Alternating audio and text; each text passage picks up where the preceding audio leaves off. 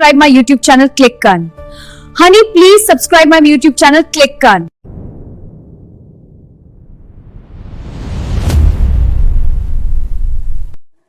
कल्पना करो, मैं तुम्हारे बहुत करीब हूँ। धीरे धीरे गर्म सांसों के साथ फुसफुसाता हुआ। हवेली बहुत बड़ी, बहुत शानदार, लेकिन अंदर सिर्फ सन्नाटा। अर्जुन अपनी विशाल हवेली में अकेला रहता था। दीवारें भव्य थीं, लेकिन दिल खाली था। पत्नी गुजर चुकी थी, बच्चे दूर विदेश में। हर रात वो बिस्तर पर लेटा छत को देखता और सोचता, क्या कभी कोई इस खालीपन को भर देगा? फिर एक दिन नीना आई। गांव की वो जवान लड़की, मासूम चेहरा, चमकती आंखें और एक ऐसी मुस्कान जो हवेली की ठंडी हवा को भी गर्म कर दे।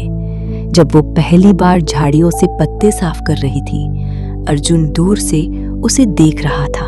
उसकी कमर का हल्का झुकाव, बालों का वो लहराना। अर्जुन की सांस थोड़ी तेज हो गई। उसे लगा शायद खुशियां अब शुरू हो रही हैं। नीना सुबह सुबह सफाई करती, चाय बनाती और अर्जुन के लिए नाश्ता तैयार करती। अर्जुन चुपचाप बैठा, उसकी हर हरकत को निहारता। उसकी निगाहें नीना की सरलता में कहीं गहरे खो जाती थी। धीरे धीरे नजदीकियां बढ़ना, दिन गुजरते गए, बातें शुरू हुई, छोटी छोटी लेकिन गहरी। एक सुबह नीना ने उसके लिए खास चाय बनाई, हल्का शहद डालकर। अर्जुन ने चाय का घूंट लिया, आंखें बंद करके, और धीरे से बोला, नीना, तुम सच में बहुत समझदार हो। नीना शर्माकर मुस्कुराई, लेकिन उसकी आंखों में एक अलग सी चमक थी। अर्जुन अब उसे बाजार ले जाने लगा। रास्ते में वो उसके बालों की तारीफ करता। तुम्हारे बाल कितने नरम हैं। नीना का चेहरा हल्का लाल हो जाता, लेकिन वो चुप रहती। धीरे धीरे उनकी केमिस्ट्री बनने लगी, सटल लेकिन बहुत गर्म। एक दिन भारी बारिश हो रही थी। पूरी हवेली में सिर्फ वो दोनों थे। अर्जुन ने धीमी आवाज में कहा, नीना, तुम्हारी वजह से घर में रौनक आ गई है। नीना ने शरारत भरी नजरों से देखा और बोली, सेठ जी, मैं तो बस अपना काम करती हूँ। रात को जब नीना पानी लेने उठी, अर्जुन जाग रहा था। नीना ने पूछा, सेठ जी, प्यास लगी है? अर्जुन ने गहरी नजरों से उसे देखा और धीरे से मुस्कुराते हुए बोला, प्यास? हाँ, लेकिन पानी की नहीं। नीना की सांस अटक गई। वो समझ गई ये प्यास कुछ और थी। उसने चुपचाप गिलास थमाया, लेकिन जाते जाते उसकी नजर अर्जुन की आंखों में अटक गई। अब रातें लंबी होने लगी थी। दिन में काम, रात में चुपके चुपके बातें। अर्जुन अपनी पुरानी यादें सुनाता। नीना हंसते हंसते सुनती, कभी उसके कंधे पर हाथ रख देती।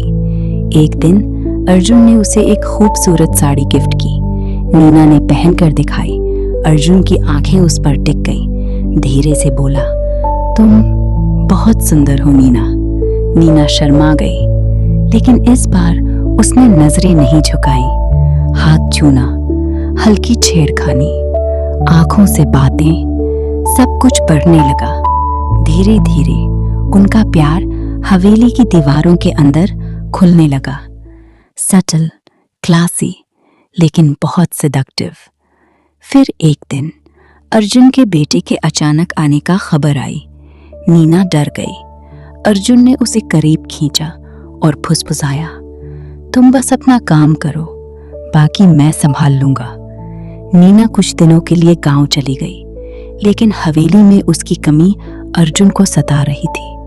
जब वो वापस आई, तब वो सिर्फ नौकरानी नहीं रही, वो अब अर्जुन की जिंदगी का सबसे खूबसूरत हिस्सा बन चुकी थी। अर्जुन ने फैसला कर लिया, वो नीना से शादी करेगा। एक छोटी सुंदर शादी हुई, केवल करीबी परिवार और बेटे के साथ। शादी के दिन जब अर्जुन ने नीना के माथे पर सिंदूर लगाया, नीना की आंखों से आंसू बहे निकले। अर्जुन ने उसके कान में धीरे से कहा, अब मेरी प्यास कभी नहीं बढ़ेगी, क्योंकि तुमने इसे हमेशा के लिए मिटा दिया है। हवेली में खुशियों का माहौल भर गया। नीना अब हवेली की मालकिन थी। वो अर्जुन के साथ चाय पीती, उसके साथ छोटी छोटी बातें साझा करती, कभी उसके गले लग जाती। अर्जुन का प्यार अब सिर्फ शारीरिक नहीं, दिल और आत्मा तक गहरा था। पुराने दोस्त आए, नीना डरी, लेकिन अर्जुन ने उसे गले लगाकर कहा, अब डरने की कोई बात नहीं, तुम मेरी हो और मैं तुम्हारा। और इस तरह उनकी कहानी प्यार, रोमांस और गहरी नजदीकियों से भरी एक खुशहाल जिंदगी में बदल गई। हवेली अब सुनसान नहीं, अब वहां प्यार भरी फुसफुसाहटें, गर्म सांसें और हमेशा की खुशियां थी। कैसी लगी मेरी सेक्सी और रोमांटिक वाली रीडिंग? बहुत गर्म और प्यारी फील आई ना? अब बता, इसमें और ज्यादा गर्मा गर्मी चाहिए, कुछ हिस्सों को और सेंसुअल बनाऊं, या अगला भाग चाहिए जिसमें थोड़ा और इंटेंस और सेक्सी हो?